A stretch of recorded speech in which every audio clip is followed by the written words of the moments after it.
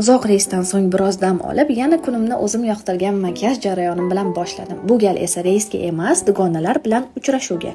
Demak, avvalo yuz terimizni L'Oreal Parijning ikkitasi birda bo'lgan tonalniy krem va konsilleri bilan go'zallashtiramiz. Keyingi bosqichimizda La Shadow ko'z uchun yaltiroq teng stick. Bu nafaqat ishlatishga qulay, balki ko'zlarni ham ancha porloq qilib ko'rsatadi.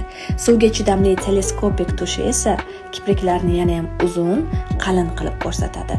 Endi esa men yoqtirgan bosqich. Sevimli pomadalarim. Nude makiyaj uchun Le Nureuse tonidan foydalanamiz. Biroz yorqinroq ton uchun va ayniqsa kasbimda ham eng mos rang 215 Drunk Rose. Bu lab bo'yoqlari labni quritmaydi va asosiysi uzoq qahva suhbatlarida ham tezgina o'chib ketmaydi. Meni sevimli makiyajim har doim men bilan.